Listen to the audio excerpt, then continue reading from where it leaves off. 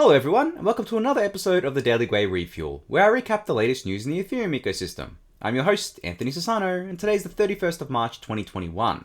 Right everyone, let's get right into it. So I just wanted to kind of share here that there is a Scaling Ethereum hackathon coming up that's being hosted by ETHGlobal. It's going to take place online, all virtual, from April 16th to May 14th. And I guess another one of the reasons why I'm bringing this up is because I'm actually going to be one of the judges for this hackathon. So I am judging alongside a bunch of like really awesome people in the ecosystem, as you can see here, right? People from all the different kind of scaling solutions on Ethereum and more. And there you go, there's me. But I'm really looking forward to this, for many reasons. Obviously, I'm a huge proponent of Ethereum Layer 2 and just like scaling in general on Ethereum. So I'm really looking forward to what people build here. And if you are a builder, definitely go sign up to this because I think you can basically have such a big impact. You can win a prize here, of course, but if you build something that's just like really cool and looks like it's going to scale in Ethereum in a really nice way, you could get picked up by, by an investor or something that wants to kind of like back your project, and you may be able to take it to the next level. This happens a lot. Outside of hackathons, there's plenty of projects on Ethereum that started as a hackathon project and went on to raise money, issue a token and basically become like billion-dollar protocols essentially. So, but just outside of that, I think, getting all the smartest people together and kind of hacking on something as important as scaling for Ethereum is pretty cool. And I just can't wait to see what everyone comes up with. Obviously, as I said, I'll be judging. So I'm just really excited to see all the projects here. Everything will be open, I think, as well. Like, you'll be able to see kind of the projects before they're judging, before the winners are announced and stuff like that. But yeah, really excited for this. As I said, it runs from April 16th to May 14th, so it's about a month-long kind of hackathon here, and I'm looking forward to what people come up with once it's done. So speaking of scaling, actually I have a few things here today to talk about with regards to scaling, but I saw this as I was updating some apps on my iPhone just before. So Coinbase mobile wallet, it's not the Coinbase app, it's their mobile wallet app, so it's a separate app. They have had support for Optimism's testnet for quite a while. I think actually a very long time, probably like 2019 or something like that, they've had support for the testnet. But I noticed today in that their latest version of the wallet, they actually introduced beta support for Optimism on mainnet. So not just the testnet, but their mainnet as well. Now, obviously, we all know Optimism has been delayed, or at least their public mainnet has been delayed until July. But I think this is just being added as like gearing up to basically be compatible with, a bunch of different apps that are going to be going live on Optimism before that July kind of public mainnet. As I've said before, I think that Uniswap's going to be live in May on Optimism. Synthetix is already there as part of their first phase. I'm sure there's a bunch of other apps as well. And I'm really curious to see if Coinbase is going to add a bridge into Optimism here. Maybe they won't do it to July. Maybe they'll do it before that. Maybe they'll do it with the Uniswap kind of release. But just thinking about it, it seems like a no-brainer. I mean, I've spoken about it before. Optimism and Coinbase, and even Uniswap, they all share the same kind of investors. The co-founder of Paradigm, which is the biggest investor in Uniswap and one of the biggest in Optimism, they are basically, he's the co-founder of Coinbase, right, as well. So, there's deep connections there. But outside of that, I just think it makes sense for Coinbase to support all of these layer 2s. I'm sure they're going to add support for other layer 2s, like, eventually, like a lot of the stuff that Starkware is doing, Arbitrum, hopefully as well, Loopring and stuff like that might come a little bit later. But I do expect them to kind of like have bridges in and out here, which will be a huge boon. I mean, as I've said before, centralized exchanges are the port of entry for basically everyone. I mean, even if we want to put new money into crypto, we have to go through a centralized exchange because the fiat on-ramps are completely regulated. It's, there's no real decentralized way to do that. And it's very hard to get, I guess, like buy crypto without going through a centralized exchange. I mean, you can go through peer-to-peer exchanges. A lot of them still has KYC and things like that. The easiest way to get crypto without, I guess, going through that is just getting paid in it. But even that's kind of difficult unless you're working in crypto as well. So, and there's a paper trail, of course, as well. So, yeah, I mean, we all just enter through centralized exchanges, and having I guess like a solution to withdraw to Ethereum mainnet or withdraw to one of these layer 2 solutions is going to, I think that's what's going to, get this adoption going on layer 2 very quickly, especially from something like Coinbase. So excited to see how that plays out, but really cool to see that they've already added kind of the mainnet Optimism to their mobile wallet here. So speaking of layer 2, I put out this tweet today, and I actually expanded on it in my in my newsletter today. But basically I said, the layer 2 ecosystem on Ethereum is going to usher in a new age of innovation that's going to be crazier than the last 6 years combined. I can't wait to see what people build when they're unconstrained by the high costs and scalability limits of layer 1. Now, I guess like the tweet speaks for itself, but what I really wanted to focus on was the fact that, we're going from essentially 15 transactions per second on Ethereum layer 1 to thousands, if not tens of thousands of transactions per second on layer 2. And layer 2 is not only kind of like more scalable, cheaper because it's more scalable, but it is also offering near instant transactions. Now, obviously, we all know, or at least most of us would be aware that, you have to wait 15 seconds or more, depending on the fees that you pay, to get your transaction in a block on Ethereum, because block times are on average 15 seconds in Ethereum. Now, on layer 2, there are kind of like the concept of blocks and things like that, but it's very different. You can have near instant transactions on layer 2, depending on how it's constructed, even 1 second kind of like transactions, which is obviously like a massive improvement. Like a 1 second transaction is a 15x kind of improvement over layer 1 Ethereum. And, not only is it fast, but it's also cheap. And there's also capacity for many more transactions. I actually think, if we're just looking at a pure transactions per second kind of metric, I think eventually we're going to get to a point where I guess there's going to be like demand for probably hundreds of thousands, if not millions of transactions per second. And we're going to have like trillions of transactions per day on these kind of networks. So, from that point of view, that would never happen on a layer 1, especially a super decentralized layer 1 like Ethereum. But, on layer 2, we can be a lot more flexible about this. And because of this, I think the innovation at layer 2 is going to blow us all away. There's a lot of things that we can't even see coming. We don't even know what's going to come here. But just think about like all the DeFi apps on layer 2 and kind of like all the kind of innovations that they can now do without being constrained by these costs sort of things. And on top of that, think about all the things that have been priced out of Ethereum so far, like NFTs. There's a lot of NFTs that haven't been priced out. I think like the art pieces and, the higher value kind of works haven't been priced out. But if you think about the NFT ecosystem and think about, I guess, like in-game items, right? Like Gods Unchained cards, for example, they were priced out a long time ago because a lot of the cards are only worth a few dollars. And obviously it costs like $30+ to trade those things on different markets and stuff like that and move them around.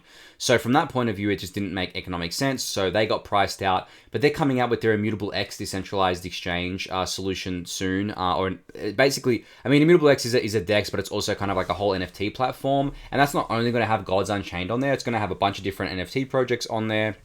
There's one called Illuvium as well, which is going to be on there, which is getting a lot of hype right now.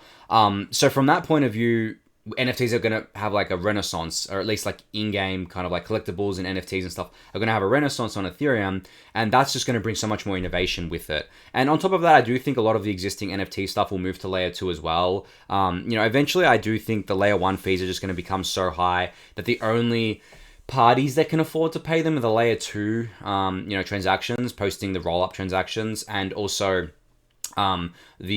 whales, right? The ones who can afford $1,000 transaction fees, because it will probably get that bad at some point. And I wouldn't call it bad, but I would say that that's the kind of solution that we're going for, and that's fine. As an end user, you already don't want to be on layer 1 because of the gas fees. So why would you want to be on layer 1 when the fees are 10 times higher than they are now, right? So if you can do everything on layer 2 that you can do on layer 1 with cheaper and faster, that's where you're going to go. So yeah, the innovation there is going to be wild to see. I can't wait, honestly. The next few months, we'll be seeing a lot of this stuff happen. I know I say it a lot, but it's coming. It's already in motion. We already have so much stuff live, and it's just like being rolled out slowly for safety reasons and things like that. But yeah, keen to see kind of like one innovation we see at layer 2 here. So speaking of layer 2, again, dYdX has, up to their maximums on their layer 2 exchange here. So for those who don't know, dYdX's Perpetual exchange is in, layer 2 Perpetual exchange is in alpha right now. And there was an initial limit of like $150 that you could only deposit. They increased that to $1,000 recently, and now they've increased it to $10,000. So another 10 times increase there. So you can deposit up to $10,000, take 25 times leverage out, which gives you $250,000 worth of buying power, which is pretty cool, right? As I said, some of this stuff is being rolled out on layer 2 in a very slow way for safety reasons, because obviously you don't want people just kind of like putting on millions or tens of millions of dollars onto layer 2 and then kind of like something going wrong and for some reason they lose those kind of funds. So definitely like that dYdX is taking this approach. And as I've said before, they're kind of like building on Starkware as well. So very, very solid foundation here. Great to see that from dYdX. Next up on the layer 2 news, we have Arbitrum that posted, I guess, like their Inside Arbitrum Bible, which is a top to bottom explanation of Arbitrum's technical design and rationale. I mean, their whole documentation kind of section here is insane. This is definitely targeted towards developers. And you know, this kind of like Inside Arbitrum does take a high level approach, but most of this stuff is for developers. So if you're not a dev, you may not get a lot of out of the rest of the stuff here.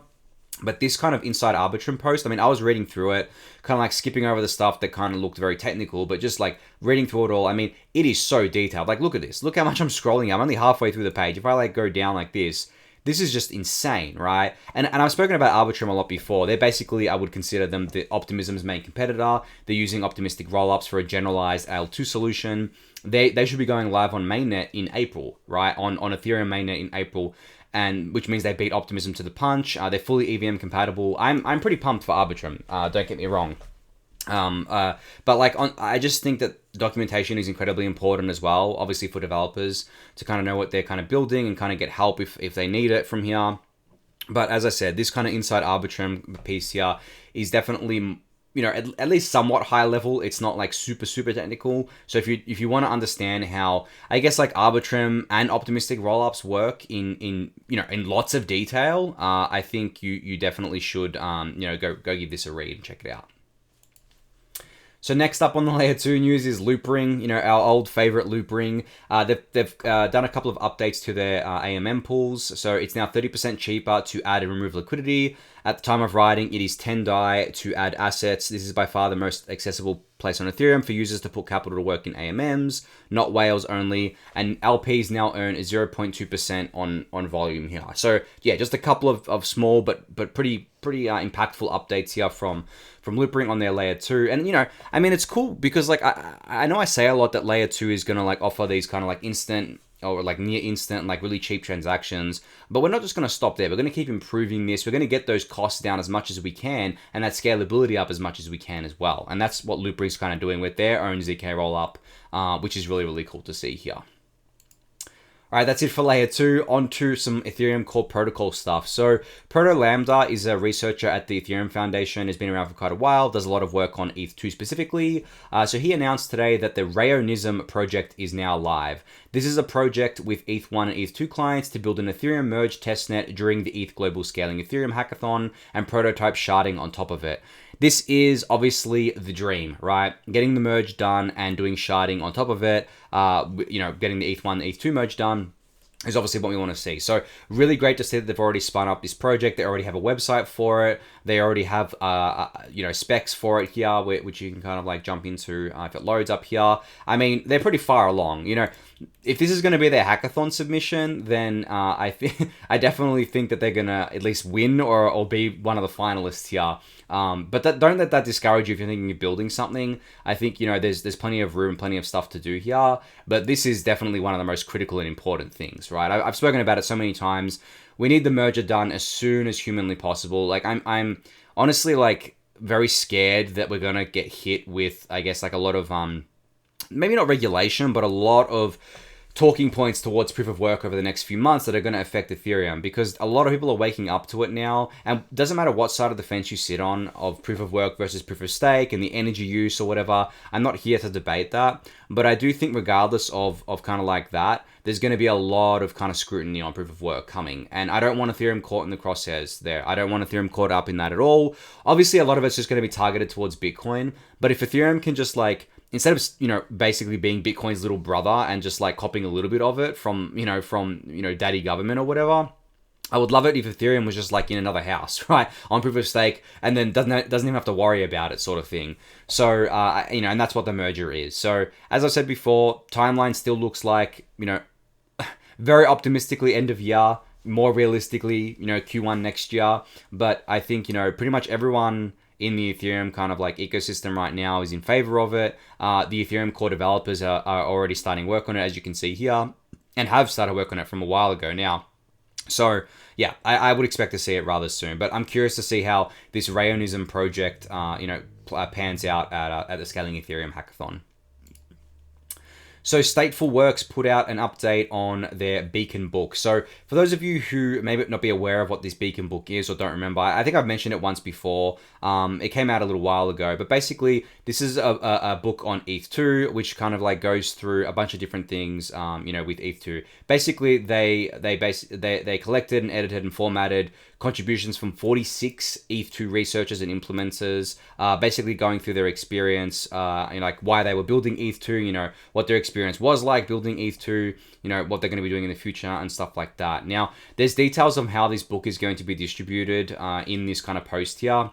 And because it's being published on the Mirror platform as well, there's a lot of stuff that goes into this that you can read here. I'm not going to read through it all. It is a little bit, I wouldn't say it's complicated, but it is a little bit detailed here, where you can kind of like own this book token and stuff like that, and you can kind of like own essay tokens as well. You can see here it's based on the essay experiment, as you can see. And there's also going to be a limited edition run of 100 Genesis edition books, with basically you can make a donation to the project and you'll be able to kind of like secure one of these books. I'm hoping I can secure one of them, of course, because I think it's going to be really cool. They're doing a bunch of NFTs as well.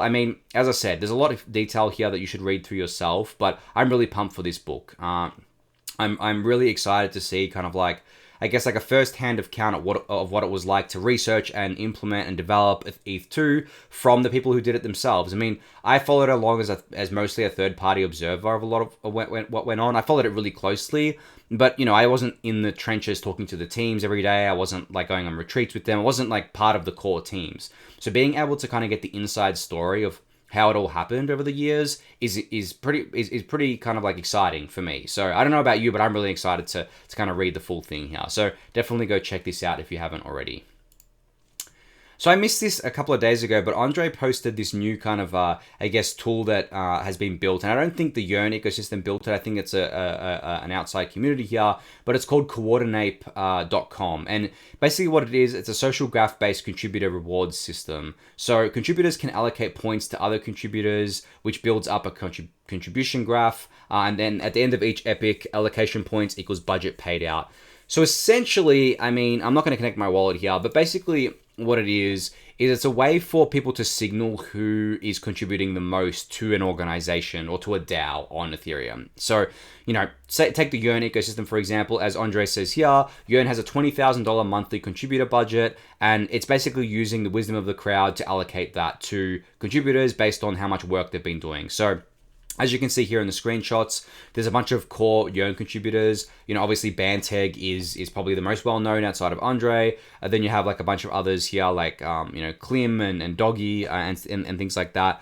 So if you're part of, I guess, like the Yearn ecosystem and you pay attention to the Yearn forum and the governance and everything like that, then you would know, kind of like, who deserves to be paid what for their contributions for that month or something like that. And then you can allocate your points towards this. So I think this is really cool. I think maybe, it reminds me of kind of like Gitcoin grants where you could kind of, donate to a grant and then there'll be matching to kind of match that. And then, it'll quadratically match it. And the more people that give more kind of small donations to projects, the more kind of matching that project gets. So it's similar in a way where it works on kind of like, wisdom of the crowds here. There are drawbacks to that, of course, but I think if you're someone who is actually paying attention to the Yearn forum, the Yearn ecosystem in general, or any ecosystem in general, then you are definitely probably the most well-versed or kind of like most educated on where these points should be allocated. So I'm curious to see how this kind of thing plays out. There are other experiments like this that have played out before, as Owiki mentions here. It reminds him a lot of SourceCred, which is another very similar thing. As Owiki says here as well, the name Coordinape is pretty cool too, if you've noticed the play on words there. But yeah, interesting tools here. I'm always for kind of like experimenting more with kind of these, open organization tools, because a lot of the DeFi ecosystem is moving towards this, and a lot of it is actually moving towards just being anonymous too. I'm sure Banteg is not anonymous to, probably the core contributors here and a lot of people within the Yearn ecosystem. Or people could probably find him in some way, but I haven't tried looking for him, and I have no idea who he is. So I don't even know if he's a he. It could be a she, for all I know. But I think, this kind of like pattern of pseudonymous team members and founders and stuff like that is really cool. And you know, I think that we need better tools to kind of organize these kind of like DAOs and stuff like that. And this is just one of those tools in that kind of toolkit. So SuperRare announced that they've raised a $9 million Series A. So for those who don't know, SuperRare is basically an on-chain art house for artwork or NFT artwork on Ethereum. So they raised $9 million, I guess, led by Velvet Sea Ventures and One Confirmation. I actually hadn't heard of Velvet Sea Ventures before this, but One Confirmation's been around for a while. They're crypto native here. And then there's a bunch of angels on board as well, of course. Notable names here being Ashton Kutcher, which was a funny one to see there. Of course, Mark Cuban, right? Naval Ravikant and Chamath. I don't know how to say his surname, I'm not even going to try. But he's basically, pretty famous on Twitter. A lot of you would know who that is. But yeah, I mean, congrats to SuperRare on the raise here. And it's really cool to see them kind of getting, this much funding, I guess, for some runway. This will probably give them runway for a little while here. I would assume that a token's coming soon. I don't know, but as I've said before, I just assume that every project's going to have a token these days. But what I did want to talk about is I don't know how I feel about people like this getting into these kind of like rounds, right? Like, what has Ashton Kutcher really done within the Ethereum ecosystem, right? Or in the crypto ecosystem? I haven't seen him do much. Mark Cuban, I think, is fine because he's actually doing a lot for the ecosystem. But Chamath as well. I mean, he's briefly spoken about things. He kind of made fun of DeFi, if you've seen that famous video. Where he says he didn't even know what DeFi was. NFTs is even more, and probably not now, but it was more niche than DeFi at the time. So, I don't know. I don't really feel... I know that these people get into it because their network is huge. So maybe they're... I don't know what they do behind the scenes. Maybe they are actually adding a lot of value. But I do hope SuperRare kind of, I guess, like airdrop... If they do a token, I do hope they airdrop that token to their, early contributors and kind of weight it towards the early contributors like what Uniswap did. Because I think that's a good way to reward your community with, without having to kind of, I guess, like put 1,000 people on your kind of like cap sheet when you do a raise. And yeah, I guess like maybe I'm being a little bit hypocritical here. I'm definitely part of, certain seed raises where I'm basically an angel in them. And maybe I'm not the best person to be an angel in them, but they, I definitely want to support the projects and things like that. But, from someone who, I guess, like, as I said, I guess contributes or at least partakes in some of these raises, as an angel investor, a lot of the time, you may not cut them like a big check or whatever because the funds cover most of that, but it's more about getting you on board for your network and like your alignment and kind of like, tapping into your kind of skills. So what I help a lot of teams with is like marketing, community stuff. And, obviously I have a big network, so I try to get, try to help with like recruiting and things like that. And I personally don't like to be a passive investor, but, for people like Ashton Kutcher and like Chamath and Naval, they are doing so much other things outside of crypto. I just don't know if they're actually the kind of people who would, I guess sit down with these teams one-on-one, regularly and kind of tell them how to do different things and kind of like help them with different things. Maybe they do. Maybe they will do something big. Maybe their connections matter a lot more because it's more about kind of like quality than quantity. Maybe the one connection that someone like Chamath can make for this team is worth more than like 100 hours of marketing advisory or something like that, right? Because of his network. So if you think about it like that, it makes some sense. But yeah, just a little bit of a rant there, I guess, on that sort of stuff. But I do think SuperRare is a great project, great team. They definitely understand this space deeply. So I would expect them to take care of their early users on the platform if they do a token and if they do an airdrop. So yeah, I'm curious to see what happens here. But again, congrats to the team here on this. It's a pretty great race. So in other NFT news, we had PalmNFT announce themselves yesterday. Now, this is being built by, I think, Consensys and a bunch of other kind of groups here. Basically, they're teaming up for their first drop with Damien Hirst, which is a British artist. And obviously, I didn't really have any idea who this was, but you can see in his bio that he's a British artist here. Now, this isn't built on Ethereum, even though they say built efficiently with Ethereum. It is built on a proof of authority sidechain. So, it's essentially a different blockchain. Now, that is okay, I guess, but I don't know if you should say it's built on Ethereum. They're partnering with a lot of different Ethereum kind of like projects, of course, like Consensys and Infura and stuff like that. But they aren't kind of building this on Ethereum layer 1 because of the fact that, the high gas costs and all that sort of stuff. And they're also going for the energy efficient kind of thing as well.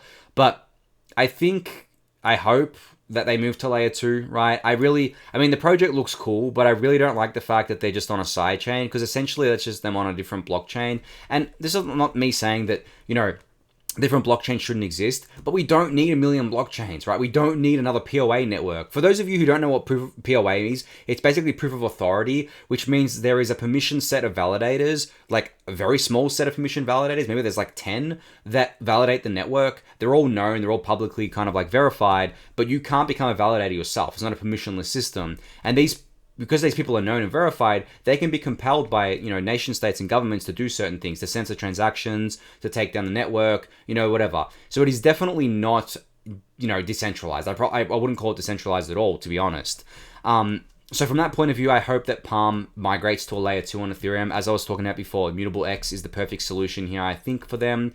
But obviously that's not live yet. I'm curious to know if they even spoke to the Immutable team about this. Maybe they didn't. Maybe the Immutable team will contact them, because I think this project was in stealth. I hadn't heard of it until kind of yesterday. So yeah, we'll see what happens there. But I think this is interesting. Another NFT kind of solution going live here. There's plenty of them now. And I think we all know, the NFT ecosystem seems to be bigger than the DeFi ecosystem at this point. I do think eventually, by sheer volume, the DeFi ecosystem will completely dwarf NFTs. Right now it's pretty big compared to NFTs, but the collectible market, the art market, this is $100 billion plus market here. I think, but I think like DeFi and finance is like trillions, quadrillions in market kind of activity. So there's kind of no comparison there, but we'll see what happens here. But yeah, cool to see this. I guess like there'll be further updates coming out. So if you want to kind of sign up for updates, you can on the website. That'll be linked in the YouTube description for you to go check out.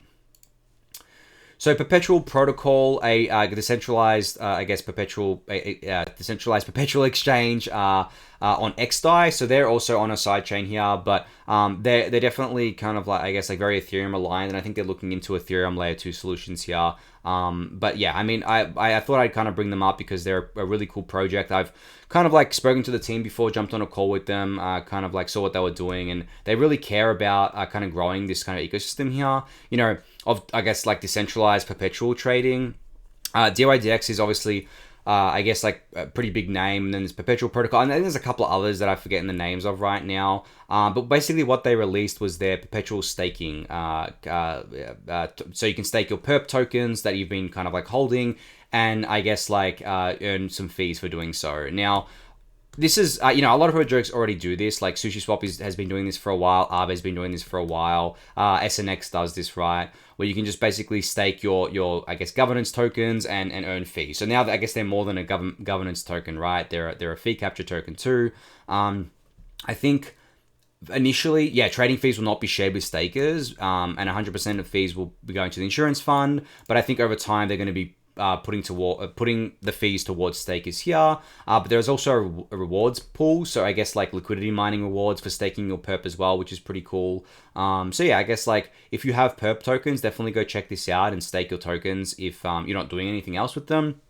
I think that makes a lot of sense. And if you haven't checked out Perpetual Protocol, definitely do so. As I said, it's on xDai right now, which has a pretty good bridge into Ethereum, in and out and stuff like that. And I'm curious to see if Perpetual Protocol is going to go to a layer 2 once it's ready, or if they're working with maybe Starkware or something like that, like what dYdX is doing.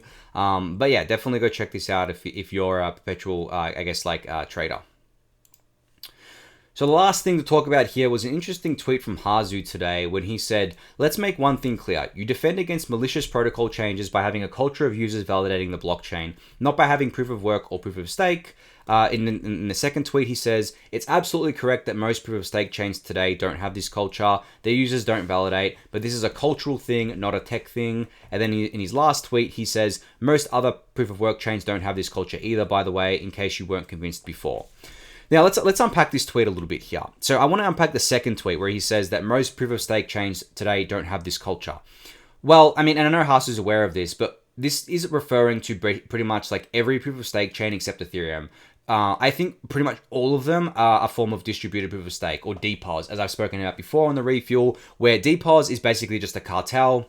It is not something that everyone can get involved in. It's usually run on super nodes, which means that you can't kind of like run, I guess, like a node yourself. You can't validate the blockchain yourself. You have to delegate your tokens to someone that's been kind of elected or voted in.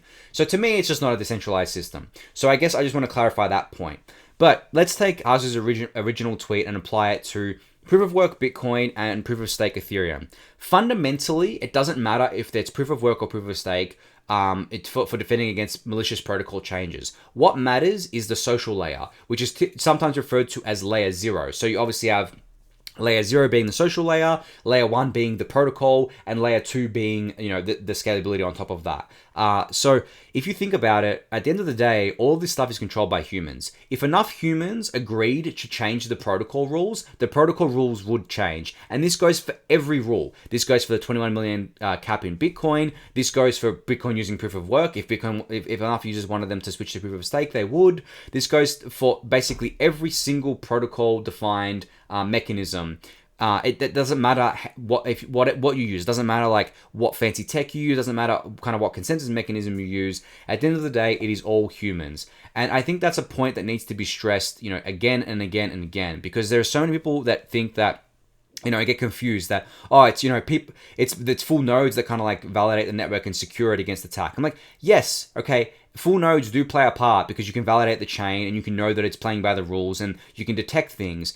But at the end of the day, if enough full nodes said, or enough people upgraded their full node, and enough miners upgraded, or enough stakers upgraded, and basically, if enough of the ecosystem upgraded to a protocol change, right, and typically more than 51%, then the network would upgrade, and your full node would be on a fork now. It wouldn't be on the kind of like, you know, Bitcoin or the Ethereum. It would be on a fork of that. And that is the social layer in action. That is not the technology layer. It doesn't matter that it was proof of work or proof of stake. That didn't defend against this change, or didn't prevent this change. What would prevent this change is social coordination. So, for example, in the Ethereum ecosystem, a lot of you will remember ProgPower and the whole debate around that.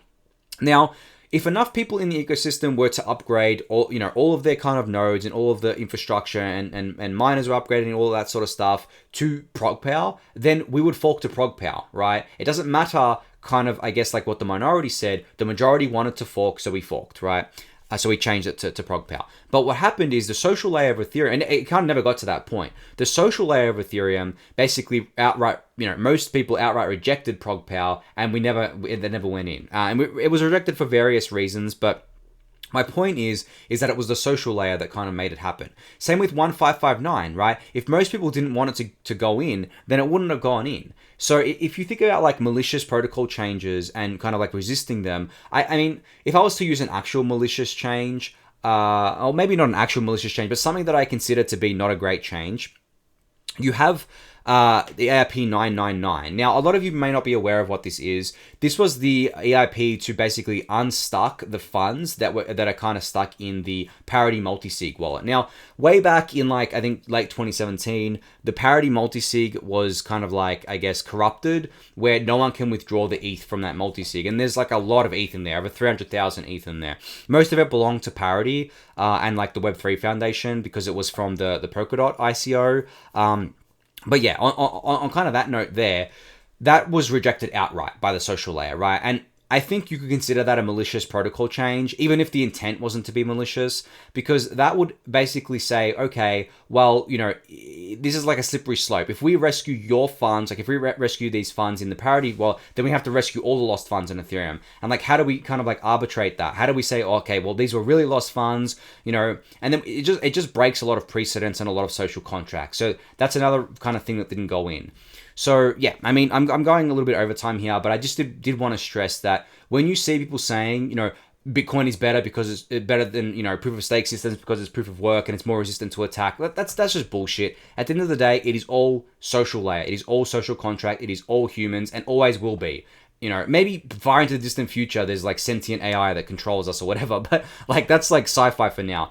The way it exists now in the foreseeable future is it is all humans running their nodes, kind of like, I guess, participating in the governance process at the end of the day. Even with on-chain governance processes where you have token holding, it is still humans, right? It is not a machine saying, okay, well, I'm going to put towards these tokens, towards this proposal, and that's going to happen. No, it's a human saying, well, I think this proposal should go through, so I'm going to vote for that with my tokens, essentially.